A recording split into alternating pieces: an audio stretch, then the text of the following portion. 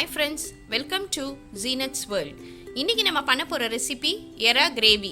இந்த ரெசிபியை பண்றதுக்கு முன்னாடி இந்த சேனலை புதுசா பார்க்கறவங்க ப்ளீஸ் சப்ஸ்கிரைப் பண்ணுங்க. அப்படியே பக்கத்துல உள்ள பெல் பட்டனை அமுக்குங்க. எறாவை நல்லா க்ளீன் பண்ணி கழுவி வச்சிருக்கேன்.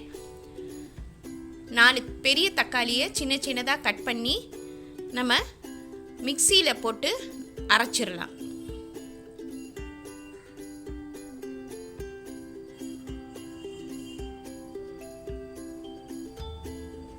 அடுப்பில் பேனில் 2 டேபிள் ஸ்பூன் ஆயில் ஊற்றிடுங்க. அதில் ஒரு 4 வெங்காயம் பெரிய வெங்காயமாக எடுத்துக்கோங்க, சின்ன சின்னதாக கட் பண்ணி போட்டுடலாம்.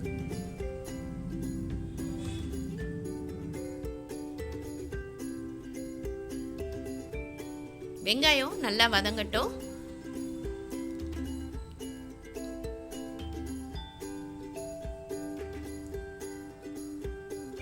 உப்பு தேவையான அளவு போட்டுடலாம்.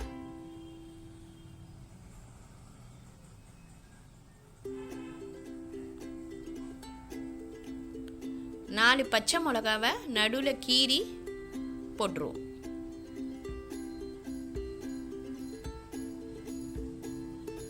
இப்போ நம்ம அரைச்சி வச்சுக்கிற இந்த தக்காளி ஜூஸை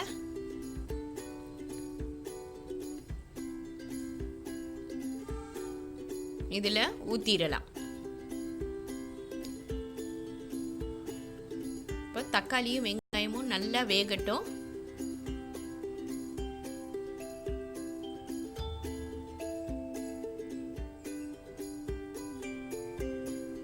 இப்போ தக்காளி வெங்காயம் நல்லா வெந்துருச்சு. இப்போ நம்ம க்ளீன் பண்ணி வச்சிருக்கிற எறாவை அதில் போட்டுடலாம்.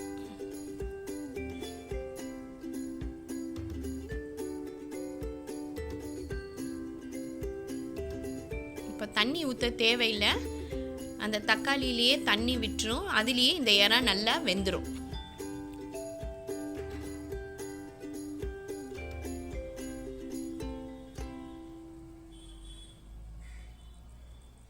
இப்போ எறா நல்லா வெந்துருச்சு. இப்போ நம்ம மசாலாவை போட்டுடலாம். மிளகாய் தூள் 2 ஸ்பூன் போட்டுக்கோங்க.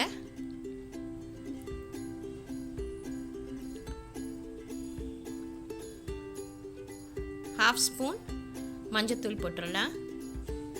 இப்போ நம்ம மசாலா வாசனை போகிற வரைக்கும் நல்லா வதக்கிடலாம்.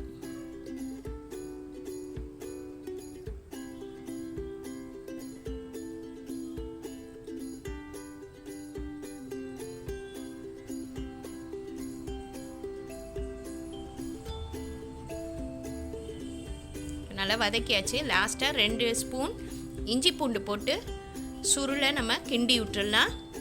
அடுப்பை சிம்மில் வச்சிடுங்க.